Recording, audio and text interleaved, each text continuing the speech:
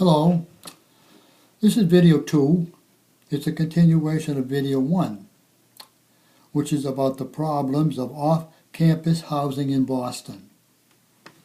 This video is for parents who will send their sons or daughters off to college. I'm going to speak about a dumpster, speak about a house with all male students, another house with all female students. I'm going to speak about the dumpster. This is a dumpster with Labor Day weekend. It's a 3-day weekend. Freshman students are moving in to their apartments. Now look at all the trash. And someone could easily throw a cigarette or a joint or anything into that trash. There you have a wooden porch and a wooden porch here. So if it gets too high, it gets quite dangerous. So someone should be aware of how high that can be. I think that should be up to the parents if you're going to be in the house. Now the fire in the all-male house was 2 to 3 in the morning, January, below zero, and snow was on the ground.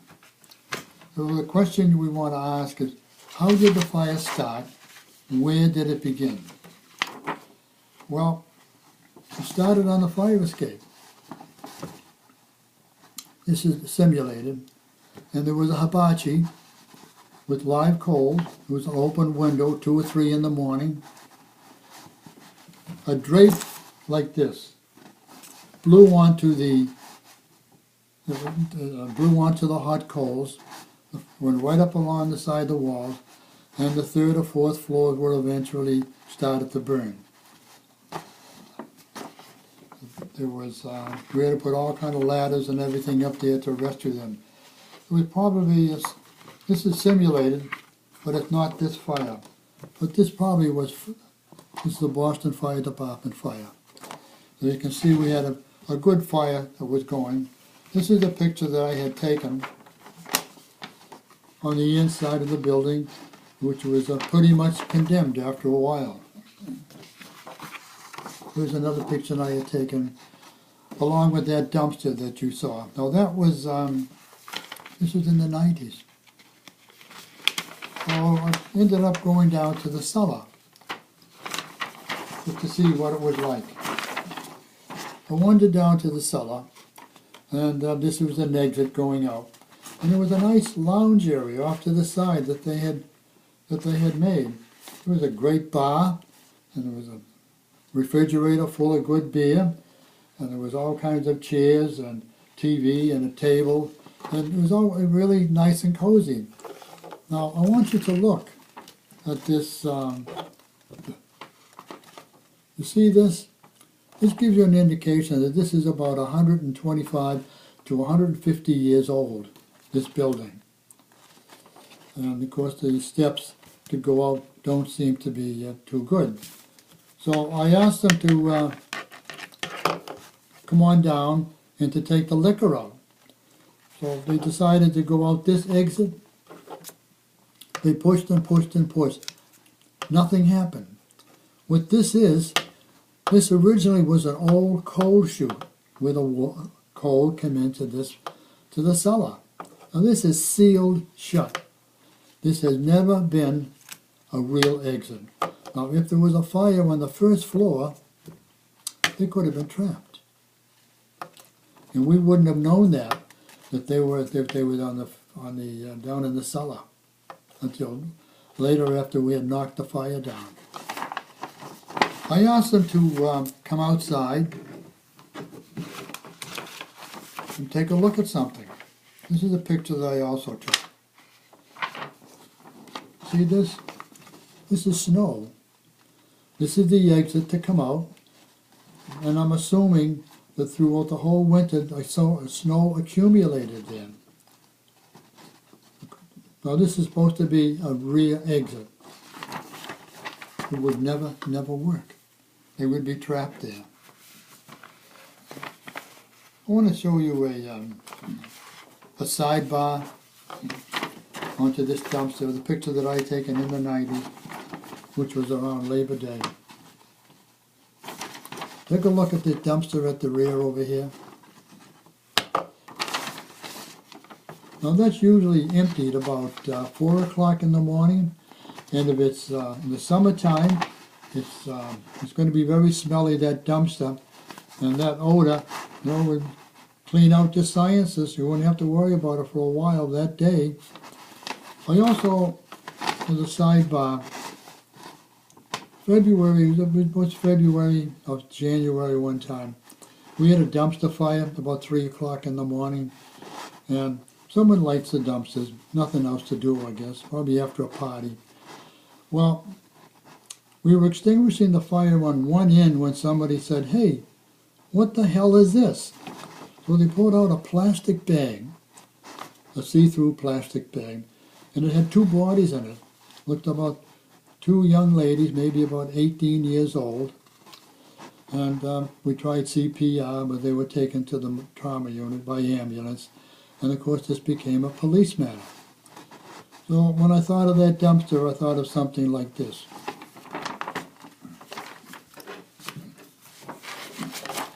Let's discuss the sorority. Now the fire in the all-female house was probably about 1 o'clock in the morning. It was January or February.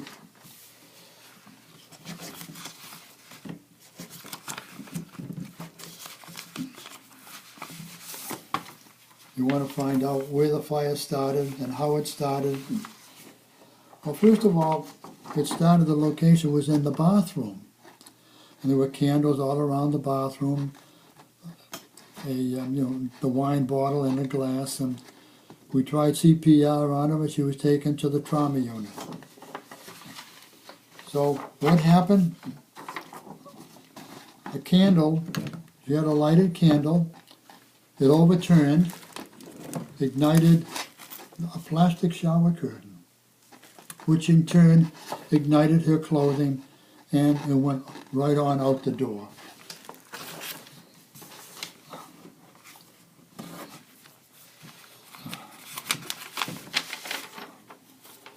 And the fire was probably in a big house like this. This is a BFD photo.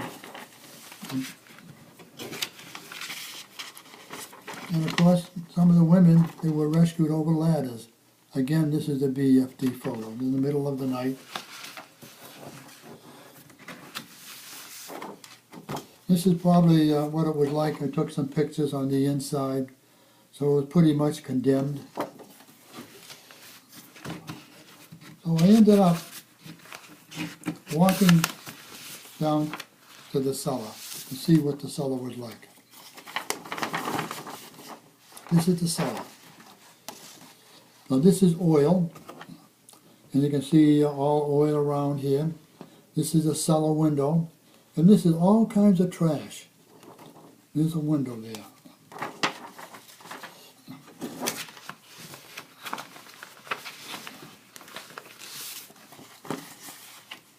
I took another picture. More trash there. That's a lot of oil over there, debris. This is the outside of the building. And on this side here, there was an exit, a wooden exit. Someone could have dropped a match on that. And look, it could have been, that takes care of the wooden exit. It would have been trapped in there. Don't forget now, when you have a fire, you lose one exit. This is more of a picture that I had taken. Now all of this, now there's all problems with it. You can see problems there.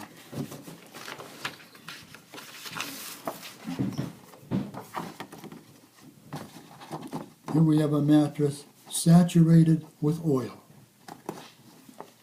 Of course, we had taken a number of them out of the building. So these situations here can happen. This is 2015, a boiler fire. 4 people were killed. just like that. So fire can be very, very devastating. I want to show you this particular thing. See this? See this picture? Well, at 2 a.m. in the morning, February, we had a Christmas tree fire. This is up about the third or fourth floor. And the Christmas tree, as you probably know, was pretty much dried out. And of course there was a fire. And there were 5 students living on that particular floor.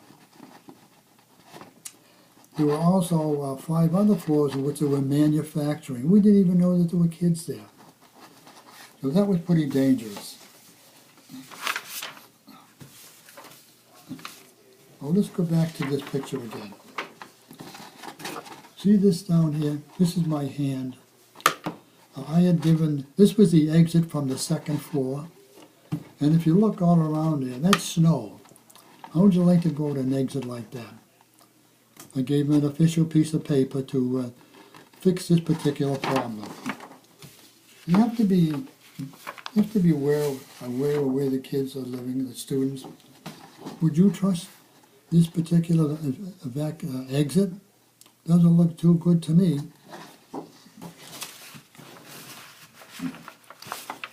Another exit in another building. This is, of course, doing manufacturing in that building. So you have to, again, look around, and if you're in particular buildings, it's up to you to look around and make sure that they're going to be safe. And you don't think they're safe, don't pay the bill. How about this one? I don't know, do you think those, to me, I look at something like this and I've said, this looks like if you have an automobile, 4 ball tires going down the road. You don't know if that's electrical or not alive. I didn't know that. A lot of people were living in there.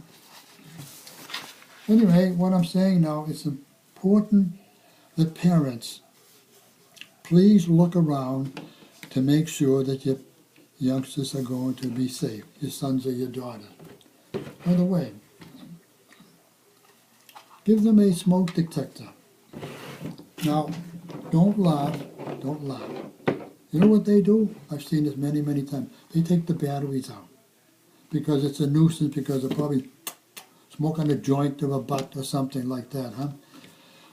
So if there is a smoke detector in your daughter or your son's room and not in the other, so at least he or she is going to be safe.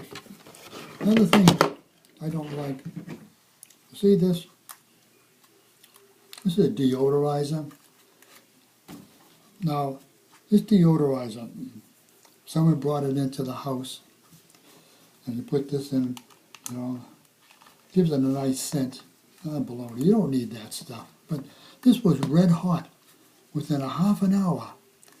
And I had just been to a restaurant. I called the guy up and I said, told him about these. He said, "Oh, check them out." He said, "They're all red hot."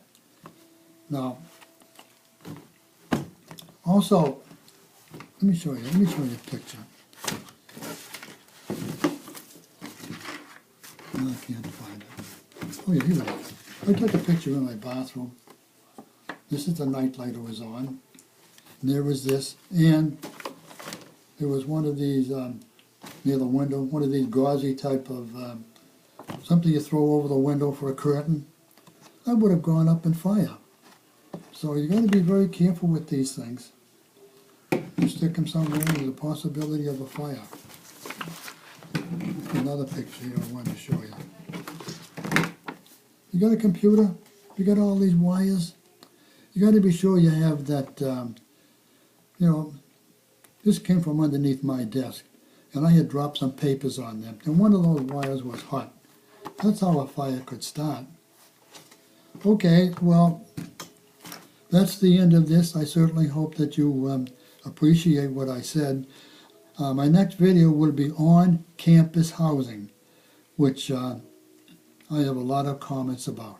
Okay, thanks a lot. Bye.